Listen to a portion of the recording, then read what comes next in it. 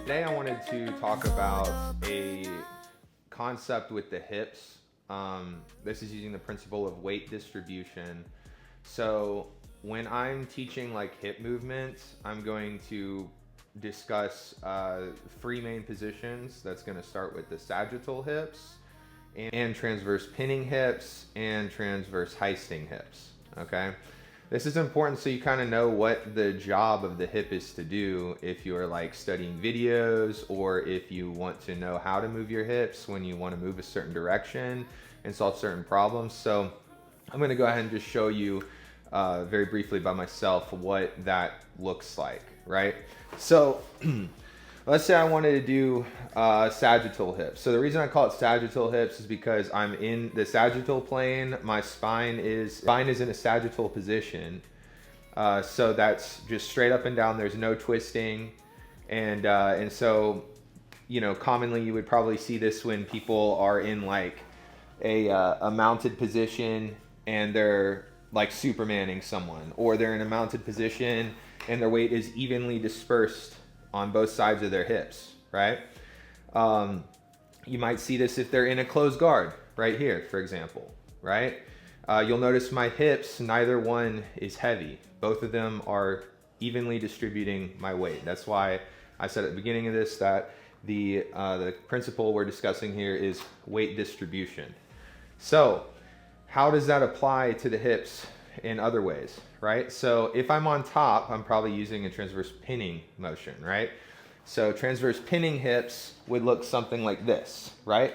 Where now I have one hip back and one hip forward, and it allows me to drop my weight. You'll see that my weight on this side nearest to the camera is the heaviest side right here, okay? Now that's why I call it a transverse pinning hip. Why pinning? Because we're pinning. Transverse, because my spine is in a twist right here, okay? Which means we're moving through the transverse plane, okay? And then again from this side maybe, boom, right? I have one knee out and I'm pinning with my other hip, okay? There is actually a little bit of a complexity with foot positioning in that as well, but we'll go over that later. That's for another day. Now, alternatively, on the flip side, we have the transverse heisting hips, okay? This applies to weight distribution because my weight is on the floor, obviously, right here, okay? It's not going to be on my opponent, all right? And because it's on the floor, I'm pushing off of the floor right here, right? So when I have my hips in the sagittal plane, maybe underneath mount right here, for example, my weight's evenly distributed. I have the option of turning left or right. But when I go into a transverse heisting hip right here, again, I say transverse because my spine is in a transverse position right now. There is a twist, okay? And I say heisting because I can lift, where this job of my hip position is to lift, okay? So if I can bridge and I can also thread my leg through. So heisting, I can come up, right, to the top position, okay? So again, transverse heisting hips, here, thread, up, right? So I hope those three hip positions can kind of help you understand, if you're watching footage, how to kind of study what someone's doing with their hips, or if you are trying to figure out what you can do with your own hips to help move somebody or move yourself. Those are three of the main things I can think of. So I hope that helps. So maybe you don't believe me on the hip positions that I mentioned, sagittal, transverse pinning, and transverse heisting, or you'd like to see them in application. I'm gonna go ahead and show you a couple of like freeze frames right here of what it looks like when you're rolling and these positions are applied, okay? So first, let's just look at mount, very simple mount, okay? And I'm in mount, and I wanted to show you guys what like sagittal hips look like, right? So sagittal hips are gonna be just right here. Very basic looking mount position. Guys on the street can probably get out of this just by like pushing on your chest, and they'd really have to suck to not be able to get out of this like sagittal hips position. Okay. If I wanted to make it a little tighter, I might end up like sitting right there, you know, and then I can mess with his hands and whatnot. But at the same time, this isn't really a great base, and I can get pushed over if he just bridged. Yeah, see how I'm having to put my hands on the floor and whatnot, okay? So sagittal hips aren't necessarily going to be a very good hip position, especially not one to chill out in, okay? Furthermore, maybe I could go to side control and say I have very sagittal hips right here. I could even have a cross face. All right, there's plenty of space right here when I have sagittal hips for him to try to pull his knees in, get a knee elbow.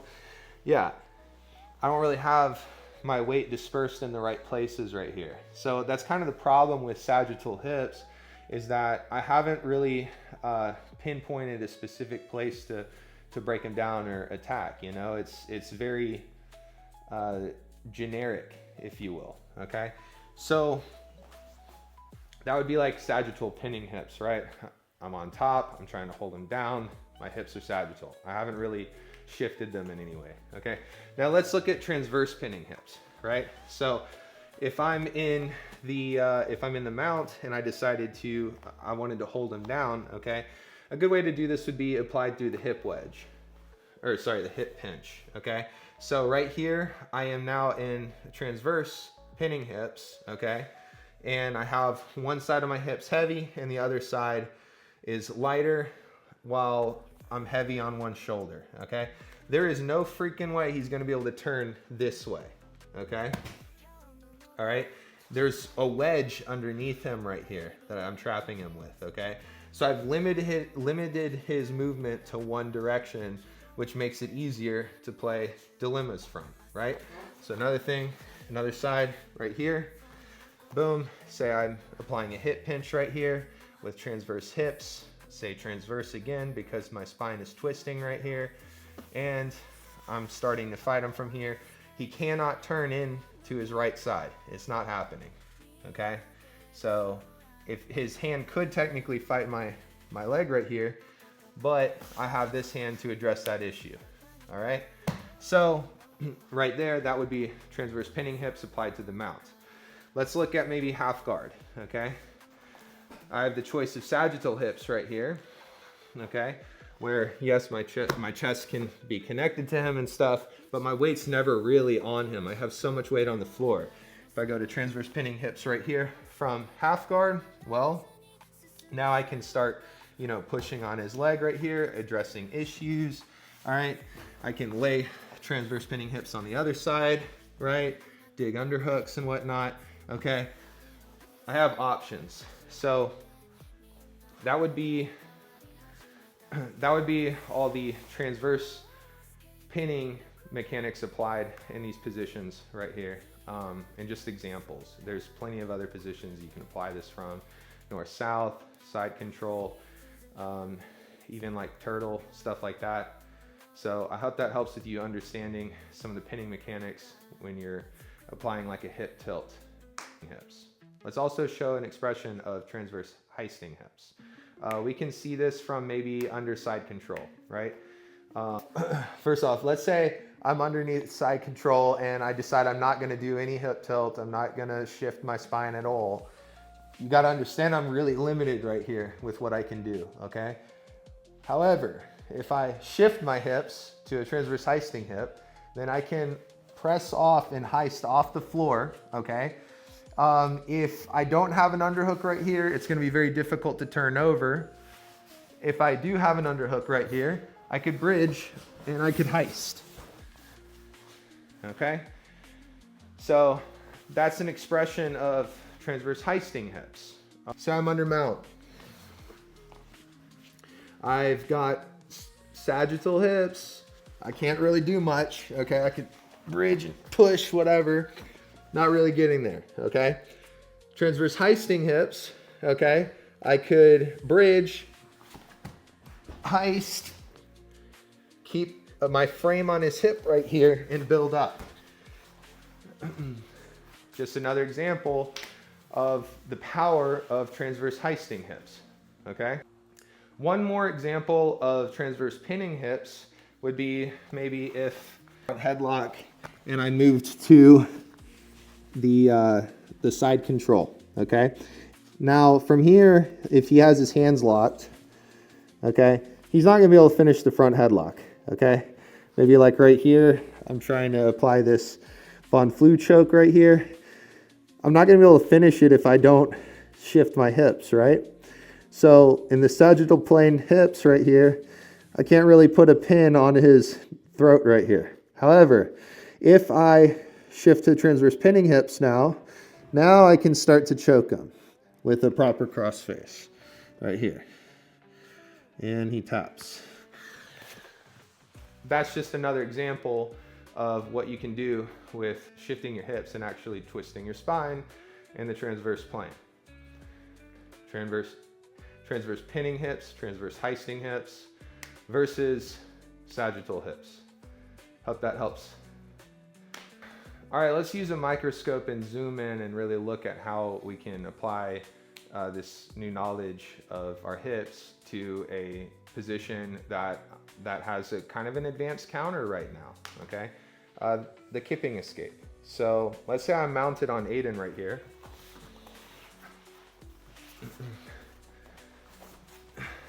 And he decided to do a kipping escape. Now, back up a little bit. Now, if I cup his head the moment his hands are right here and I feel him start lifting off the floor and I cup his head to try to hang on, just straighten your hands like you're actually kipping. Okay, when my knees come off the floor here, there's no recovering, all right? If I had sagittal hips right here and he started bridging and trying to pull his knees through, there's no recovering that. I can't just like grab his head and try to fix that, okay?